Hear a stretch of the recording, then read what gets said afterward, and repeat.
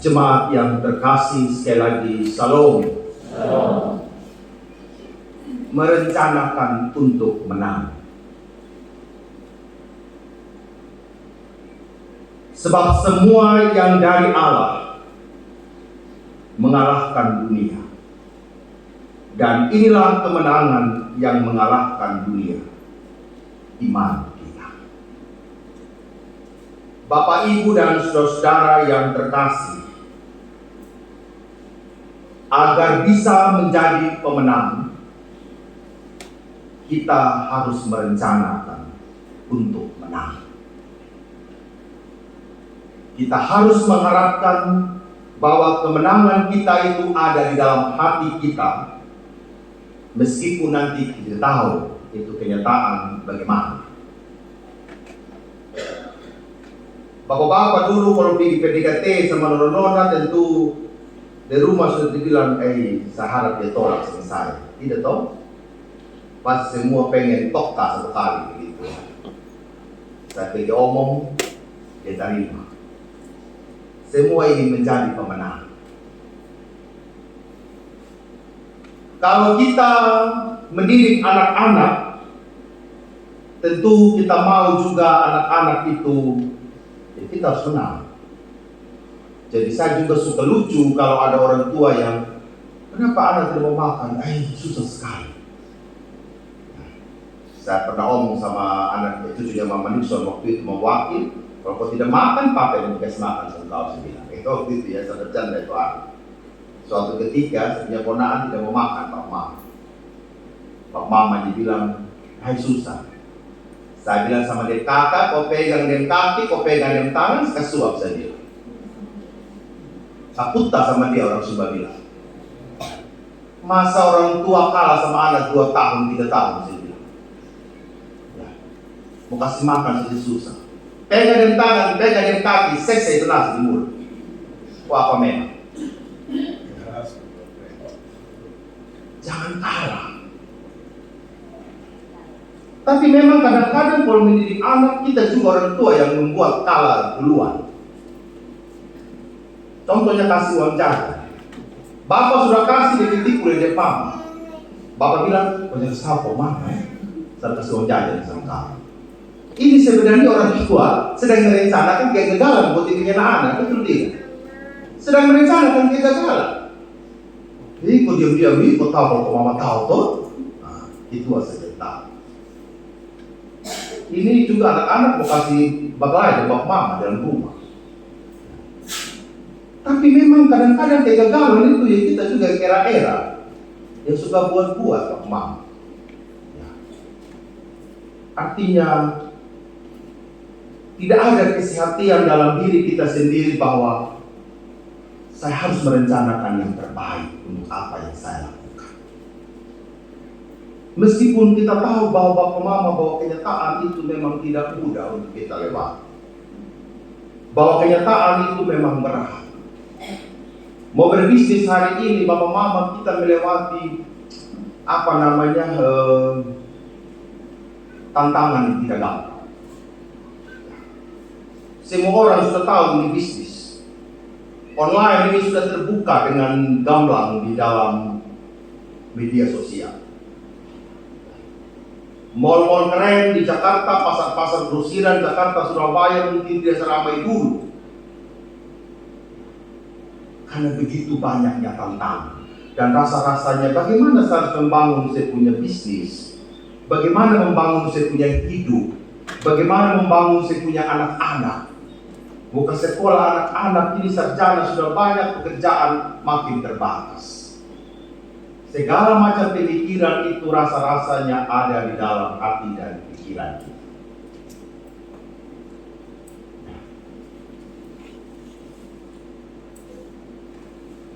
Kita juga bertanya-tanya, bagaimana saya melawan setiap godaan dosa? Bagaimana saya harus menang terhadap keinginan-keinginan daging saya? Malu parah ini, pagi-pagi sulewat bubur kacang hijau. Dalam hati saya pikir, tapi bilang kita diet hari ini, makan sayur saja. Masak pakai sayur begitu. bakso lewat panggil, bubur kacang hijau lewat panggil, tiba-tiba pengen makan es krim jalan. Nah, cita-cita urus, tapi hati tak terurus, gitu kan ya. Hati penuh dengan keinginan ya. Belum lagi tiba-tiba Bapak Ibu majelis, Bapak Ibu jemaat, Papen datang makan siang di rumah Nah. Om Joker tengah malam buta jam 1 dia telepon juga makan malam di rumah kan. Tadi pagi di konsistori Bapak Agus sudah bilang, Pak Pendeta Natal ada bebek di rumah gitu kan ya. Ini tawarnya sudah 5 hari ke depan soalnya.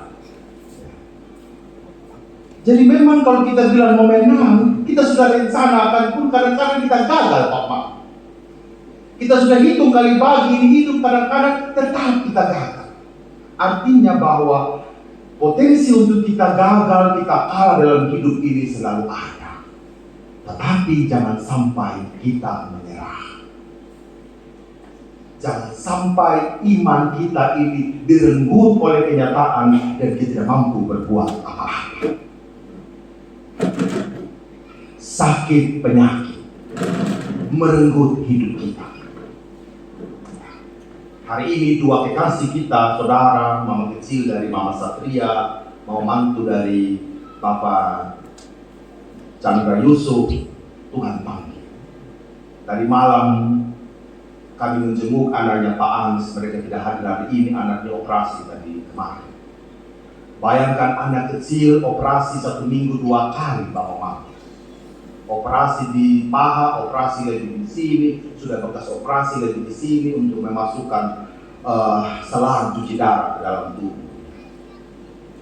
Tapi dia tadi malam Om Adi, saya lihat, aduh Tuhan, saya bilang rasa juga saya tidak mampu untuk lewati. Tapi bagaimana si Stephen itu berdamai dengan seluruh keadaan dan dia lewati. Dia masih bisa tersenyum. Saya bilang, Stephen kita berdoa ya, iya Pak Pendeta. Ketika Pak pulang dia masih tersenyum sama kami. Kalau saya tidak mampu menjalani begitu, karena dia sesuatu anak saya. Tidak gampang Bapak.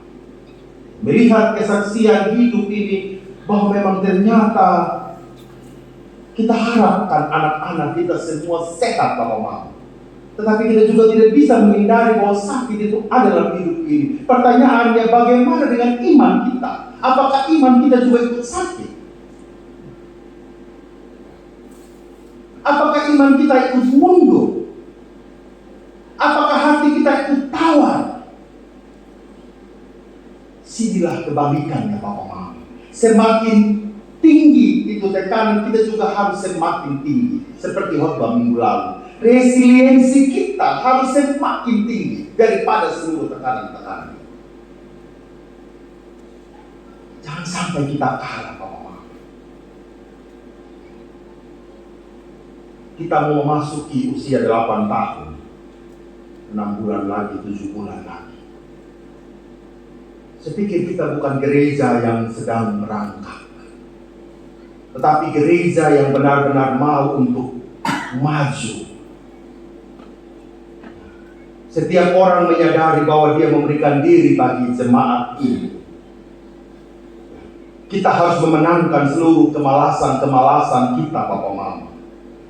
Kita harus memenangkan seluruh alasan-alasan yang kita buat untuk tidak melakukan pelayanan bagi jemaat ini.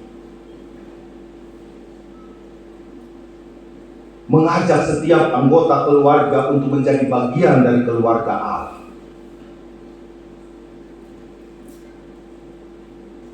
Ya kalau kita pasrah Bapak Mama, saya juga tidak tahu bagaimana Manubara 10-15 tahun ke depan. Jangan salah Bapak Mama, salah 18 tahun saya pensiun Bapak Mama. Apakah 10 tahun ke depan saya masih melihat orang Manubara ada di sini, di kota Waingapu ini? Ya saya juga tidak jamin Bapak Mama. Yang bisa menjamin itu adalah kehidupan imannya Bapak Mama untuk merawat jemaat ini, untuk merawat pelayanan ini, untuk merawat generasi gereja ini. Jangan sampai kalah dengan kenyataan ini. Begitu Bapak Mama, saya pikir itu. yang harus terbangun dalam iman kita, dalam pikiran kita, dalam sudut pandang kita, dalam mindset kita sebagai orang Manubara. Jangan sampai anak-anak kita kalah. Kemarin, ya, kepolisian baru tangkap lagi seorang tua yang mencabuli anaknya Bapak. Minggu kemarin ada juga anak Manubara yang dibawa di mana, di laut ya. Anak Manubara, anak perempuan dibawa ke laut oleh laki-laki. Semakin dekat di gereja Bapak. Bukan di ujung mana-mana di Bapak, di tempat ini Bapak. Bayangkan 2 minggu lalu kita ketemu itu anak perempuan yang buang anak berulang. 3 minggu lalu anak-anak kita mengalami pelecehan seksual. Minggu ini ada lagi teman kita, saudara kita Muslim yang mengalami hal itu. Ya. Artinya semua hari ini menyalakan alarmnya, menyalakan alarm imannya, untuk bagaimana kita menghadapi seluruh kenyataan ini. Bahwa iman saja yang mampu untuk menguatkan kita. Bahwa dalam iman itu ada hikmat Allah untuk kita berpikir yang jernih. Ya Bapak Mama ya. Karena kalau kita kalut dalam menghadapi pergumulan hidup, tidak ada tempat bagi Roh Kudus untuk bergumul bersama dengan kita. Karena apa? Karena kita sudah isi itu dengan hal-hal yang membingungkan, hal-hal yang tidak jernih lagi untuk kita berpikir. Padahal kalau kita sedang menghadapi pergumulan, dibutuhkan pikiran yang jernih, pikiran yang berhikmat, menjauhkan dari kekalutan, menjauhkan dari hal-hal yang negatif.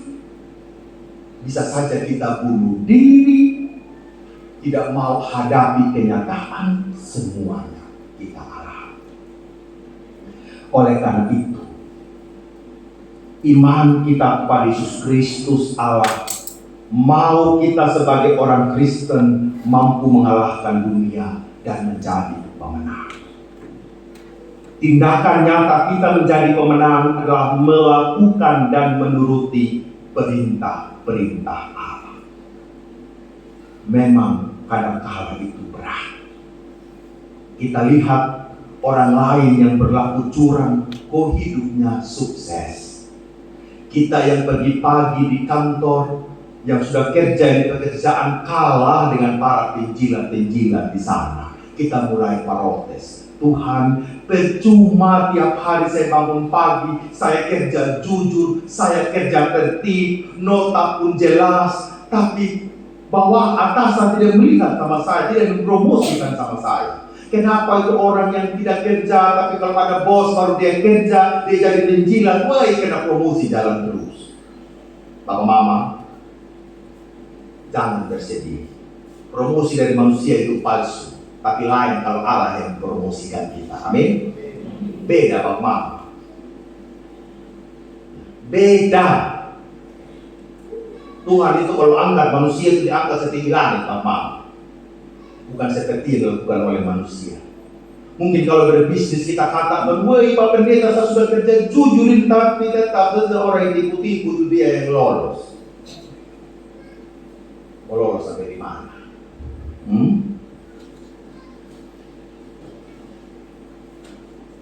Prinsip iman, saya percaya ada jalannya sendiri Bapak. Jalan iman yang Tuhan berikan itu berbeda dengan apa yang dunia ini berikan Bapak Mama. Dia punya damai sejahtera itu berbeda dengan dunia berikan kepada kita. Kalau kita benar-benar menghayati itu firman Tuhan.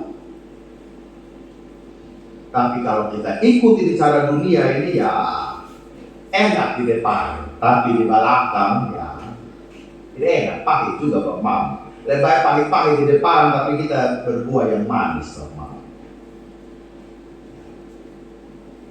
Dan itu membutuhkan iman kita kepada Tuhan. Saat ini mungkin di mata orang dunia kita bukan pemenang. Mungkin orang menganggap enteng sama kita. Mungkin orang menganggap ini tidak ada apa dia ini orang begitu urusan kita. Kalau saya Pak Mama kalau orang begitu saya mati memang kalau saya Pak Mama. Tentu tidak ya. Asal orang parah masih makan saya aman saja sih bilang begitu kan. Apa memang kamu anggap selesai, kamu tidak anggap selesai tidak ada urusan dengan engkau. Saya sedang berurusan dengan saya punya iman, betul tak? Kita sedang berurusan dengan kita punya iman dunia ini. Buat kita bicara hormat sama orang A, B, C, D, tidak ada Bapak. Kita berusaha, kita berjualan meskipun kita jual pisang goreng, kue cucu tiap hari, tapi dengan benar itu berkat Tuhan. Jangan tiba-tiba minder, wah dia begini Pak Pendeta, itu dia dirusak.